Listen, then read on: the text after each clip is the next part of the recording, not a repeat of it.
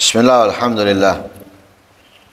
Wassalatu wassalamu ala rasulillah Sayyidina wa maulana Muhammad ibn Abdullah wa ala alihi wa sahbihi wa man walah. Wa la hawla wa la quwata illa billah.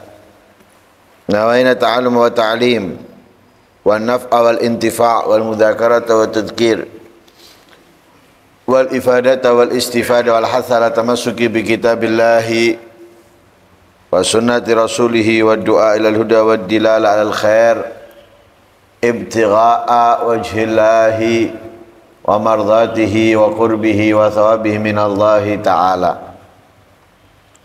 Qala al-musannif rahimahullah wa nafa'ana bihi wa alumikum fid darain amin. Wa qad raghaba syar'u fi mujalasatil fuqara wal masakin wa hadzara min mujalasatil aghniya wal mutarifin nushan lil mu'minin. Wa qad ammatil balwa fi Hadramut bi ihtigar fuqara'ihim wa ahli al-qillati fihim wa ikbar aghniyaihim wa ahli tarwa minhum wa hadha min ghalabati jahlihim bid-din wa sya'airi salihin wa adami tamyiz bainal mahmud al-mardi wa bainal madmum al-muhtaqar.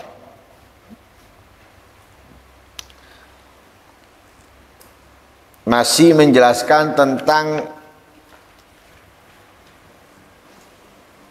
keunggulan orang fakir bertakwa yang bersabar daripada orang kaya bertakwa yang bersyukur.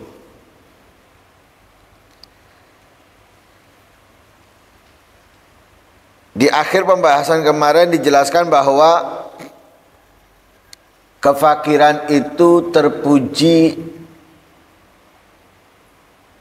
dari aslinya dan akan lebih terpuji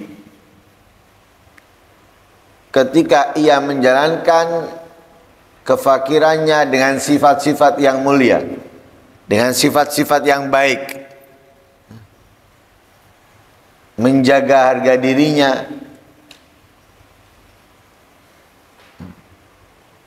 qanaah, ridha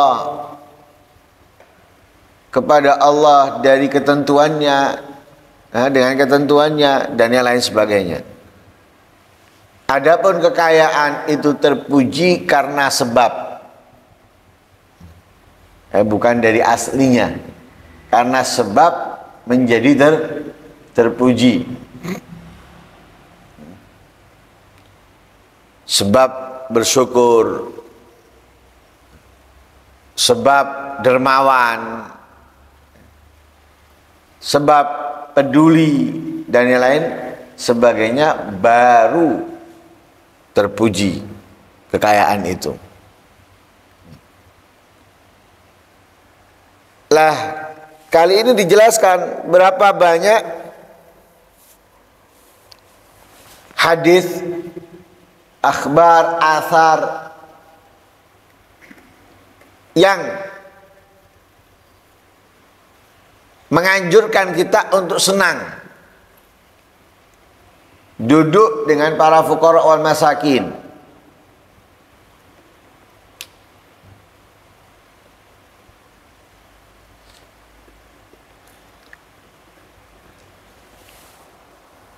Seperti yang dikutip oleh Habib Abdullah bin Alwi al-Haddad di dalam kitabnya Al-Hikam. Beliau mengatakan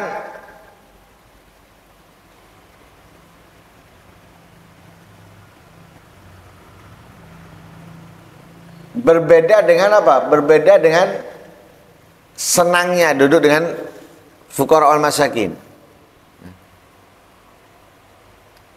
Karena itu disebutkan di sini dan memberikan warning. Senang duduk dengan apa? Orang-orang kaya, orang-orang yang memiliki banyak harta. Kenapa duduk dengan mereka itu? duduk dengan orang-orang kaya, duduk saja itu dapat mempengaruhi dia. Belum omongannya, belum ajakannya, duduknya saja, melihatnya saja itu sudah mempengaruhi dengan pengaruh yang sangat kuat, menjauhkan kita dari akhirat, menjauhkan kita dari semangat untuk akhirat. Ini melihat atau duduk dengan mereka, orang-orang kaya.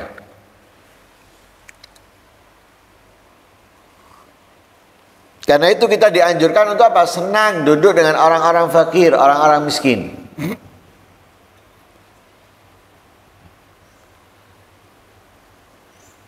Banyak hal yang kita bisa ambil dari mereka.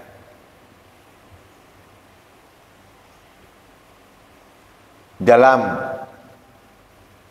berharap, dalam mengeluh, dalam bersabar, dan yang lain sebagainya. Dan kita bisa lihat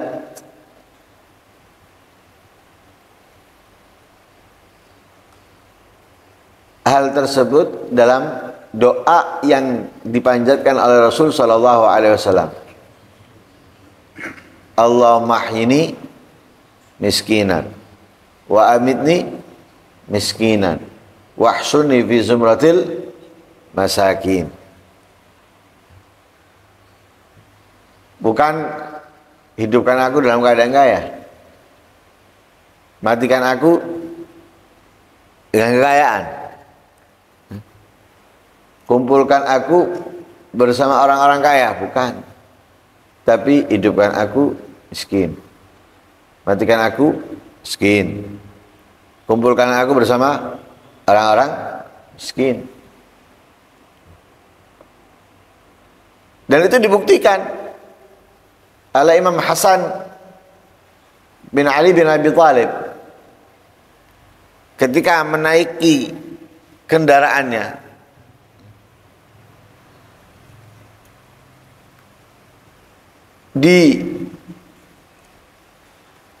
Diajak untuk singgah oleh orang yang minta-minta, orang miskin, makan bersama mereka.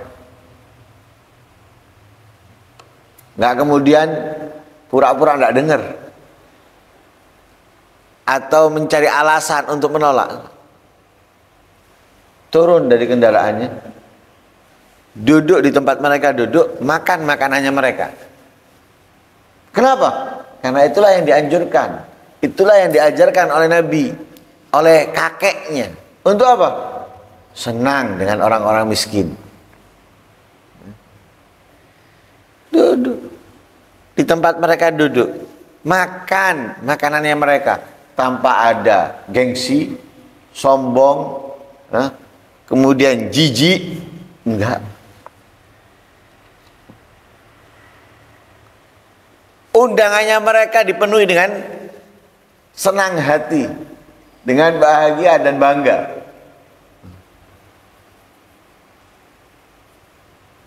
Itu mereka.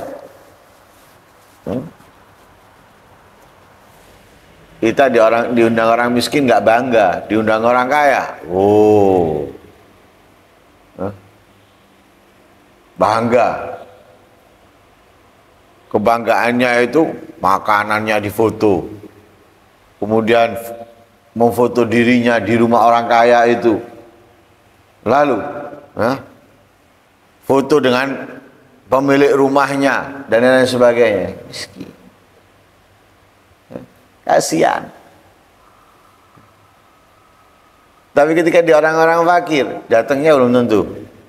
Kalau datang mau foto malu, apalagi dengan orangnya. Padahal yang diajarkan oleh Rasulullah justru hendaknya kita bahagia, senang ketika duduk dengan orang-orang miskin, bersama orang-orang miskin, dan Harus waspada, harus hati-hati. Ibarat apa? Virus yang khawatir tertular. Ketika apa? Duduk dengan orang-orang kaya, bersama orang-orang kaya, bukan malah bangga, bukan malah senang.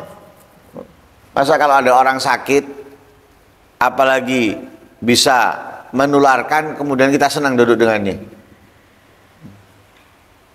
Ini membuat kita jauh dari Allah, membuat kita jauh dari Nabi.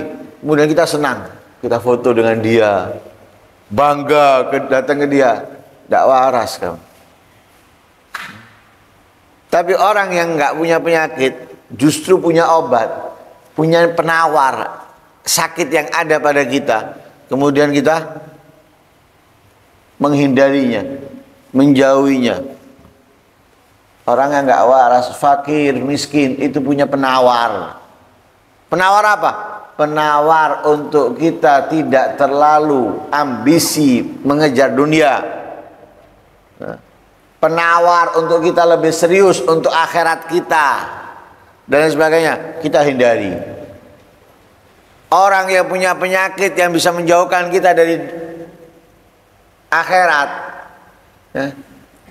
malah kita deketi. Akhirnya kita mendapatkan penyakit yang sama dengan dia. Naudzubillah min.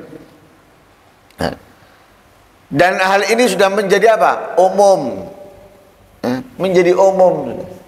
Meremehkan fukara, meremehkan orang-orang yang punya sedikit harta, memuliakan para agnia, orang-orang yang punya banyak harta. Ini umum sudah. Sudah apa? Mendarah daging di mindset masyarakat, dimanapun tempat, dimanapun tempat. Orang yang kaya dimuliakan, dihormati. Orang yang fakir, orang yang miskin, orang yang punya sedikit harta diremehkan.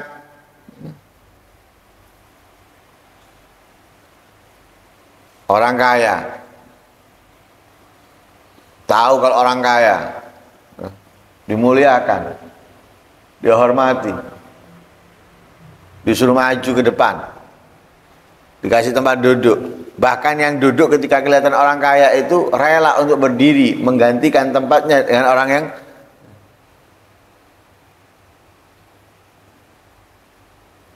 orang berilmu, nggak kaya. Datang, nggak akan mungkin ada yang rela berdiri untuk menggantikan tempatnya orang alim, orang yang berilmu yang nggak kaya tadi itu, nggak mungkin. Kaya bodoh dikasih tempat, tapi orang alim miskin nggak punya kekayaan nggak dikasih tempat. Itu menunjukkan apa? Nilainya mereka ada pada duit, ada pada harta, bukan pada ilmu. Padahal ilmu itu jauh lebih berharga daripada duit, daripada harta. Bayangkan perkataannya Imam Ali itu, pernyataannya Imam Ali, ana abdun liman allamani harfan. Aku adalah seorang budak yang bisa diperjualbelikan. Untuk siapa? Untuk orang yang pernah mengajari ke aku walaupun satu huruf. Satu huruf. Apalagi bukan huruf. Sekarang ini waduh, ada mantan ustadz malah. Sudah ada mantan ustadz. Akhir zaman. Padahal ada mantan ustadz, ada mantan guru. Masa yang diajarkan guru itu bisa hilang? Nggak ada. Sudah ada mantan. Kemudian sudah menjadikan dirinya setara dengan mantan gurunya, mantan ustadznya. Bahkan menggunjing, ngerasani gurunya. Hebat sekarang. Hebat. Kemudian sok yang melakukan ini, sok yang melakukan itu, dan yang lain sebagainya. Itulah sekarang. Jadi nilainya mereka itu kepada orang yang berduit, bukan kepada orang yang berilmu. Jadi orang yang berduit dimuliakan, dihormati. Yang nggak berilmu, walaupun nggak berilmu, tapi orang yang berilmu walaupun luar biasa ilmunya, nggak punya duit, nggak akan dihormati. Nah, ini sebabnya apa? Sebabnya kebodohan yang sudah besar dalam diri mereka. Kebodohan tentang agama, kebodohan tentang syiar-syiar orang soleh itu amat tidak diketahui oleh mereka. Mereka nggak sadar kalau Nabi Muhammad orang yang paling dicintai oleh Allah, makhluk yang paling dicintai oleh Allah, bukan orang yang berduit, bukan orang yang kaya. Bagaimana lihat para sahabat yang kaya-kaya, dan bagaimana mereka memuliakan Nabi SAW. Begitu juga turun kepada tabi'in, bagaimana mereka memuliakan para sahabat. Bahkan yang dimuliakan bukan orang-orang yang berduit. Turun dan turun dan turun. Mereka semuanya memuliakan orang-orang yang pantas untuk dimuliakan karena ilmunya, karena kesolehannya, karena ketakwaannya, bukan karena duitnya, bukan karena hartanya. Kenapa? Karena mereka tahu yang pantas untuk dimuliakan, yang pantas untuk dihormati. Sebab yang pantas untuk dimuliakan dan dia hormati, mereka tahu, mereka ngerti. Adapun orang sekarang nggak ngerti, nggak paham mana yang pantas untuk dihormati, sebab apa yang pantas untuk dihormati, nggak ngerti, nggak paham. Mereka lupa pemimpin-pemimpin Islam dahulu itu rata-rata bukan orang kaya. Nabi Muhammad, Nabi Isa, dan yang lain sebagainya, bukan orang punya duit, bukan orang punya harta. Orang yang sering lapar karena nggak ada yang dimakan. Orang yang terlihat pakaiannya itu-itu aja. Kenapa? Nggak punya banyak macam pakaian. Tapi dihormati. Kenapa? Itu tadi alasannya. Mereka tahu siapa orang yang pantas, sebab apa yang pantas untuk dihormati. Nah, sedangkan orang-orang zaman semakin akhir, mereka nggak tahu siapa yang pantas dihormati dan sebab apa yang pantas dihormati. Wa adam at-tamyiz bainal mahmud al-mardi wa bainal mahbub al-madmum al-muhtaqar. Dan mereka tidak tahu di antara sesuatu yang terpuji yang diridhai dengan sesuatu yang tercela yang dihinakan. Ini adalah penyakit yang bahayanya sangat besar, yang dapat menghancurkan. Dari penyakit itu kehancuran agama dan kerusakan hal keadaan. Ya apa coba? Kalau sudah nilainya orang di duit, agama tidak bernilai lagi pada mereka. Kalau sudah agama tidak bernilai lagi, apa coba yang terjadi? Kebenaran, keberuntungan, tidak akan. Tidak akan. Lah ini semuanya sumbernya apa katanya? Sumbernya itu adalah apa? Kecintaan hati mereka kepada dunia, dan besarnya atau sudah hatinya terkuasai dengan cinta dunia, memuliakan dunia. Itu sebabnya. Sebabnya adalah cinta dunia dan besarnya keinginan dia kepada dunia. Nauzubillah min dzalik. Padahal di dalam hadis telah ditetapkan bahwa diserupakan dunia itu dengan bangkai yang menjijikkan. Dikatakan oleh Rasul sallallahu alaihi wasallam, anna hubbaha ra'su kulli khati'ah, bahwa mencintai dunia sumber segala kesalahan. Wa sabata nahyu an tawadhu' lil aghniya, dan telah ditetapkan larangan Tentang apa? Merendah diri kepada orang kaya. Nah, sebagaimana disebutkan kemarin, orang kaya yang soleh dilarang kita merendahkan dirinya karena kekayaannya. Wal amr bil ikram bi ikramil fuqara wa mujalasatihim wa hubbihim wa mu'anasatihim. Malah justru ditetapkan perintah untuk kita memuliakan orang fakir, duduk dengan orang-orang fakir, mencintai mereka, menyenangkan mereka. Fatajibu ma'rifatu qadrihim, maka wajib kita mengetahui kedudukan mereka, ya, kedudukan orang-orang fakir. Wa ita'um haqqahum wa inzalu manzilatuhum, memberikan kepada mereka haknya mereka dan memberikan posisi kedudukan untuk mereka.